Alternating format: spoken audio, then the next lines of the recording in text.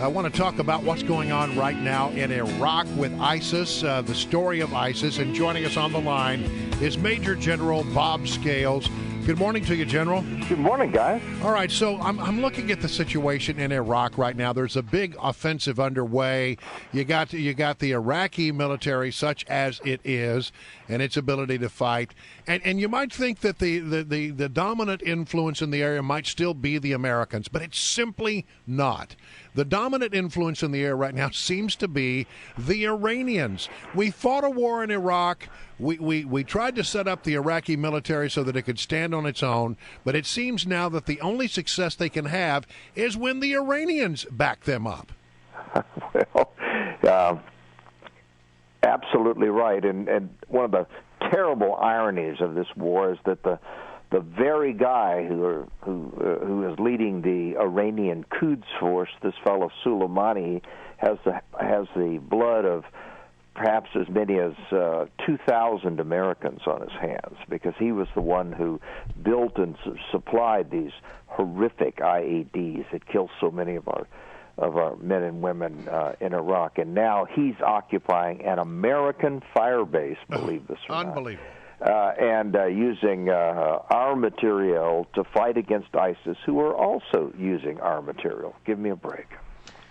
General Scales, you spent much of your career during the Cold War, during a time when we saw the nuclear threat from the Soviet Union and a bit of an arms race between the East and the West. Yeah. I'd love for your opinion, based on military strategy and about geopolitical ramifications of this negotiated deal that appears to be emerging from Geneva. This deal with Iran, we heard Benjamin Netanyahu last week eloquently saying this is a very bad deal. What we're not hearing publicly, but we're hearing whispers through USA Today and through Wall Street Journal, Arab nations don't want this deal. Countries like United Arab Emirates and Saudi Arabia and Egypt are saying it's a bad deal. In fact, some people are saying that Saudi Arabia, if this deal goes through, Saudi Arabia will go into an arms race now, and we'll see a nuclear arms race in the Middle East. Oh, I don't think there's any question. Look, sadly, it's sad to say, but we're at a time now when this really isn't a negotiation over the bomb. That's over. That's done with. They have 17,000 centrifuges, and when the moment is right, they'll spend their. They built a missile that's capable of going 1,200 miles. Tel Aviv is 1,000 miles away. No. This is no one in their right mind is arguing about that. What they're arguing about are sanctions. The Iranians are scared to death of sanctions, amplified by what's happening in the energy markets today. And they remember 1979. You know, the people that overthrew the Shah weren't the Ayatollah; they were shopkeepers in Tehran. The weakness of that country is actually commercial and financial, and the status of the economy. Now, the Iranians have to roll us one more time. Once we crack the sanctions barrier, then the rest of the world will just flood past us, and the Iranians get everything they want. They get international terrorism that they can export to our shores. They have a nuclear weapon that they are going to completely change the complexion of the Middle East. And they own 4, count them 4, and sometimes soon 5 capitals in the Near East. No, the Iranians are winning this, and they're doing it brilliantly. Well, that's sort of my big picture question. Stepping back and looking at the whole area there in the Middle East. We have Iran, which is now becoming a dominant influence. The other dominant influence in the area is ISIS. They're battling each other. But ultimately, we're going to have a presence in that part of the world, and we're going to have to fight a battle against somebody in that part of the world, aren't we? Doesn't it make sense to do that sooner rather than later? Well, I'm afraid, again, as I hinted a bit earlier, I'm afraid the horses are out of the barn. We have 3,000 soldiers sitting on their hands in Iraq right now, watching this like a professional football game. Tikrit is now under siege not by us, but by Shia militia headed by Iranian Quds force leaders Iranian artillery raining shells on this town. You have Shia versus Sunni, the one thing we wanted to avoid more than anything else. Well, that looks like what this is. So what we're beginning to see is Iraq that's split three ways: Shia in the south, Sunni in the north, Kurds in the northeast. And every time they capture another city, working their way up the Euphrates,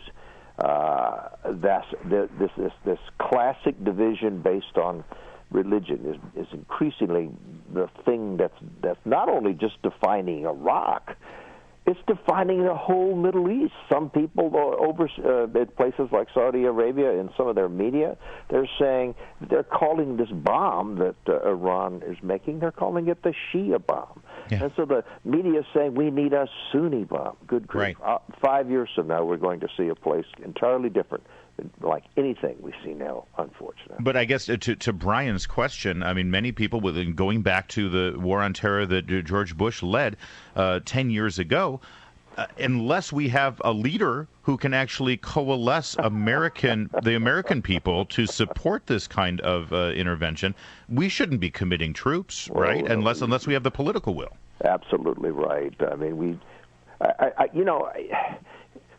one of the things about being a leader is that you have to be interested in what you do.